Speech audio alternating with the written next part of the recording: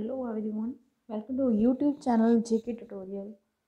Friends, हम last time कर रहे थे आपका चैप्टर फ्रिक्शन जो कि कंप्लीट हो चुका है। आज हम डिस्कस करेंगे जो सोल्यूशन हुआ है क्वेश्चंस के विद पेज नंबर भी आपको बताऊंगी कौन से पेज नंबर के क्वेश्चन हैं यहाँ पे, उनके सोल्यूशन आपने कैसे करने हैं विद अंडरस्टैंडिंग के साथ। ठीक है, तो फर्स्ट ऑफ ऑल आपको पेज नंबर 155 का जो क्वेश्चन हैं उसमें सबसे पहले है फिलिप्स है। फिलिप्स में आपको दिया है कि वो फ्रिक्शन जो है वो अपोज करती है dash between the surface in contact with each other. किसको अपोज करती है फ्रिक्शन को? फ्रिक्शन किसको रोकती है? ठीक है, तो वो रोकती है मूवमेंट को या मोशन को, जिसे आप बोलते हो। तो फ्रिक्शन किसको रोकती है? मोशन को। तो यहाँ पे आएगा मोशन। फ्रिक्शन किस पे डिपेंड करती है? Dash of surface. ठीक है, फ्रिक्शन डिपेंड करती है नेचर क्या है आपके सरफेस का। फ्रिक्शन क्या प्रोड्यूस करती है? आपको मैंने वीडियो में बताया हुआ है कि फ्रिक्शन की वजह के इससे क्या होता है, हीट प्रोड्यूस होती है। ठीक है, sprinkling of powder on the carrom board dash friction. जो स्प्रिंकल करते हैं हम पाउडर की कैरम बोर्ड के ऊपर, वो क्या करती है? रिड्यूस करती है फ्रिक्शन को कि इंक्रीज करती है? तो सभी को पता है कि फ्रिक्शन को रिड्यूस करने के लिए ही पाउडर की हम स्प्रिंकलिंग करते हैं।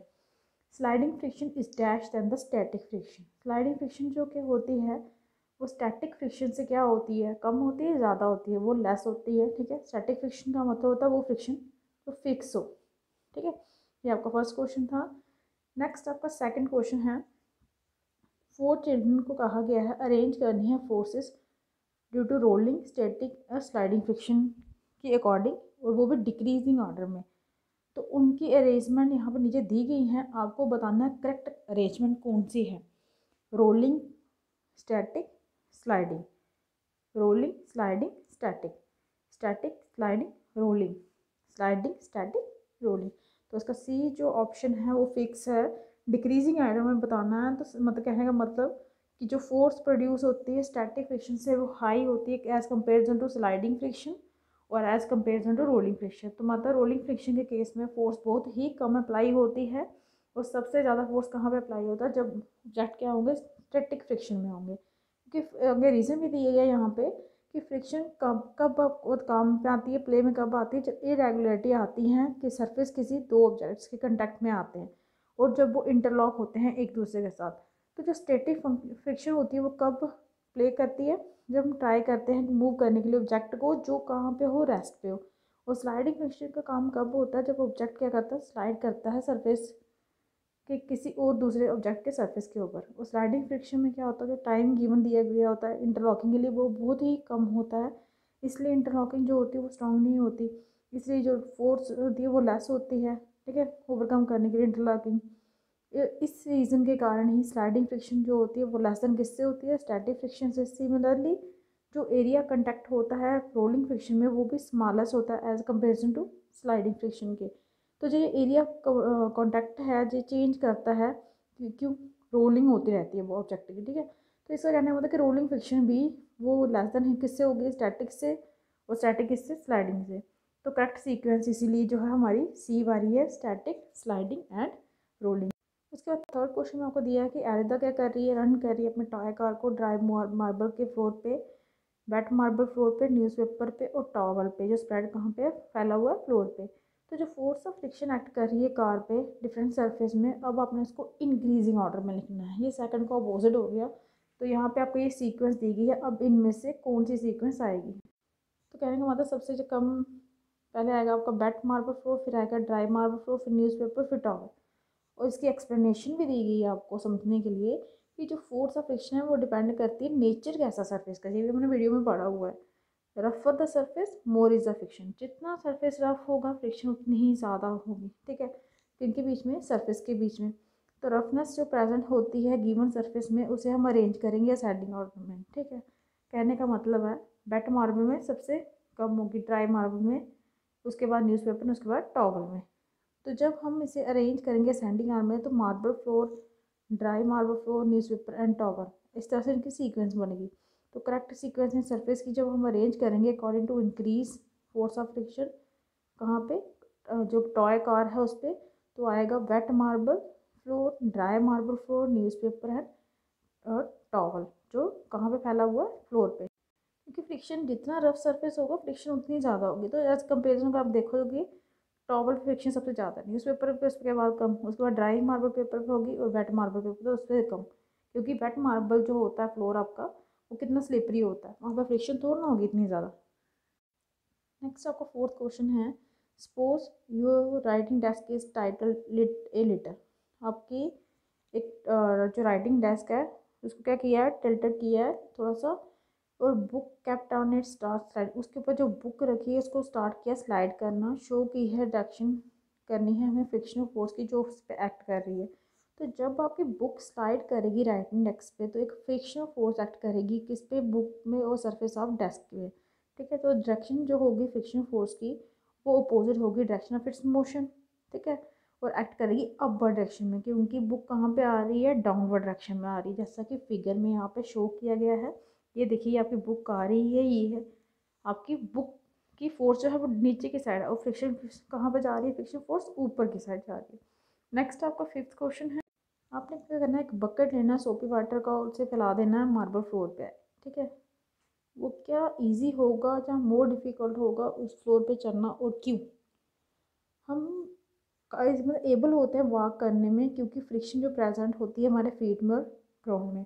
तो चलने के लिए, वॉक करने के लिए हम क्या करते हैं, पुश को करते हैं ग्राउंड को बैकवर्ड डायरेक्शन में अपने पैरों से, और जो फोर्स ऑफ फ्रिक्शन होती है पुश करती है इसको फॉरवर्ड डायरेक्शन में, और हमें एलो करती है क्या, वॉक में। तो फोर्स ऑफ फ्रिक्शन जो बिटवीन ग्राउंड और फीट में होती है वो डिक्रीज़ करती है जब सोपी वाटर फैल जाएगा कहाँ पे, फ्लोर पे, इसलिए डिफ़िकल्ट होगा हमारा वॉक करना कहाँ पे, सोपी फ्लोर में। नेक्स्ट आपका सिक्स क्वेश्चन है, why sportsman use shoes with spikes. अब स्पोर्ट्समैन के शूज़ देखे होंगे, उनके शूज़ के नीचे स्पाइक्स होते हैं, क्यों? देखो जो स्पोर्ट्समैन के शूज़ होते हैं उनके नीचे स्पाइक्स होते हैं, क्योंकि ये जो शूज़ होते हैं इन्हें क्या देते हैं, बेटर ग्रिप देते हैं रनिंग करने के लिए, दौड़ने के लिए। अगर वो नहीं होंगे तो वो कहीं भी चल दौड़ते टाइम गिर जाएंगे। और क्यों? क्योंकि फोर्स ऑफ फ्रिक्शन जो होती है शूज़ और ग्राउंड के बीच में वो इंक्रीज़ करती है किसकी हेल्प से, स्पाइक्स की हेल्प से। सेवन्थ क्वेश्चन आपका कि इकबाल को कहा गया है पुश करना, उसने लाइटर बॉक्स को, सीमा ने पुश करना है सिमिलर हैवियर बॉक्स को सेम फ्लोर पे। तो किस कौन अप्लाई का लार्ज करेगा फोर्स और क्यों? मतलब दोनों में से किसकी फोर्स होगी वो लार्ज होगी, क्यों? देखो जो फोर्स ऑफ फ्रिक्शन होती है ना वो राइज होती है क्यों, इंटरलॉकिंग होती है जब इरेगुलरिटीज़ किसमें, दो सरफेस जो कंटेक्ट में आते हैं। तो जब आप हैवी ऑब्जेक्ट को रखोगे फ्लोर पे तो इंटरलॉकिंग होती जो इरेगुलरिटीज़ की सरफेस ऑफ बॉक्स और फ्लोर के बीच में वो होगी स्ट्रॉन्ग। तो इसलिए जो टू सरफेस जब कंटेक्ट में आते हैं और प्रेस हो जाते हैं हार्ड, ठीक है, हार्ड प्रेस हो जाते हैं आपस में, तो जैसे लगता है जुड़ गए। तो मोर फोर्स जो रिक्वायर्ड होगी ओवरकम करने के लिए इंटरलॉकिंग, तो पुश करना हैवी बॉक्स को, सीमा को क्या करना पड़ेगा, ग्रेट फोर्स अप्लाई करनी पड़ेगी इस एज कम्पेरिजन टू इकबाल, क्योंकि सीमा का बॉक्स क्या है, हैवी है, इकबाल का क्या है, मतलब लाइट वेट है। नेक्स्ट आपका है एक्सप्लेन करना है क्यों स्लाइडिंग फ्रिक्शन जो होती है वो किससे कम होती है स्टैटिक फ्रिक्शन में। ये हमने एक एग्जाम्पल में जो किया हुआ ऑलरेडी सेकंड वाले में, क्योंकि ये हमने किया वहाँ पर फ्रिक्शन कब आती है, प्ले में होती है जब इरेगुलरिटी प्रेजेंट होती है सरफेस किसी दो ऑब्जेक्ट्स के जो कंटेक्ट में आते हैं और इंटरलॉक होते हैं। तो स्लाइडिंग में क्या होता है, जो टाइम होता है इंटरलॉकिंग का बहुत कम होता है, तो इंटरलॉकिंग स्ट्रॉन्ग नहीं होती, इसीलिए कम फोर्स चाहिए होती है ओवरकम करने के लिए इंटरलॉकिंग। इसी कारण से स्लाइडिंग फ्रिक्शन जो होती है वो किससे कम होती है, स्टैटिक फ्रिक्शन। नाइन्थ क्वेश्चन में आपको पूछा गया एग्जाम्पल देने शो करने की कि फ्रिक्शन क्या होती है, फ्रंट भी है और फो भी है। तो उसमें आपको एडवांटेज भी बता दो फ्रिक्शन की और डिसएडवांटेज भी बता दो। अब फ्रिक्शन की वजह से हम एबल होते हैं वॉक करने में। ठीक है, फ्रिक्शन में क्या देती है, टिप ऑफ पेन जो पेपर की एलो करती है हमें राइट लिखने में। मैंने पहले ही बताया था आपको कि ये पेन पेंसिल से हम जो भी लिखते हैं पेपर पे ड्यू टू फ्रिक्शन होता है। तो डिसएडवांटेज क्या होते हैं, ये भी हमने किए थे कि टायर्स जो होते हैं, जैसे सोल्स होते हैं शूज़ के, वो वेयर आउट हो जाते हैं फ्रिक्शन के कारण। फ्रिक्शन जो होती है जब मशीन्स में प्रोड्यूस करती है हीट तो वो डैमेज कर देती है मशीन को। नेक्स्ट आपको क्वेश्चन है, आपको एक्सप्लेन करना है कि क्यों मूव ऑब्जेक्ट्स जो मूव करते हैं फ्लूइड्स में उनको हमने स्पेशल शेप्स दी होती हैं साइंटिस्ट ने, क्यों नहीं की दी होती हैं। तो ये तो हमने लास्ट वीडियो में डिस्कस किया था कि क्यों स्पेशल शेप्स दी होती है, फिर से एक बार समझा देती हूँ। जब बॉडी मूव करती है फ्लूइड में तो एक्सपीरियंस करती है ओपोजिंग फोर्स, जो ट्राई करती है अपोज करने में उसकी मोशन को। तो ये जो अपोजिंग फोर्स है इसे हम कहते हैं ड्रैग फोर्स। जो फ्रिक्शनल फोर्स डिपेंड करती है शेप ऑफ द बॉडी पे। तो ऑब्जेक्ट को जब हम स्पेशल शेप देते हैं तो फोर्स ऑफ फ्रिक्शन जो एक्ट करती है उसको मिनिमाइज कर देते हैं, तो इसीलिए इजी हो जाता है बॉडी को मूव करने के लिए। मैंने एग्जांपल दिया था फिश पानी में चल सकती है, तो मोस्टली हम जो पानी के अंदर चलने वाले जो भी ऑब्जेक्ट्स हैं उनको फिश की अगर शेप दी हो बर्ड्स आसमान में उड़ते हैं, उनको फ्रिक्शन नहीं लगता, अगर फ्रिक्शन हो तो वो थक जाएंगे, उनकी एनर्जी वेस्ट होगी। तो देखा एरोप्लेन का एग्जांपल दिया था जैसे कि बर्ड्स की तरह, एरोप्लेन किसकी तरह शेप दी गई है, बर्ड्स की तरह। तो ये हमारा जो टॉपिक था फ्रिक्शन का यहाँ पे कंप्लीट होता है, इसके क्वेश्चन आंसर टेक्स्ट कंप्लीट होते हैं। अगर आपको मेरी वीडियो पसंद आई हो तो इसे लाइक कीजिए, शेयर कीजिए और चैनल को सब्सक्राइब कीजिए। और मेरी बाकी की वीडियो देखने के लिए आप प्लेलिस्ट में जा सकते हैं। आज के लिए इतना ही। Thank you.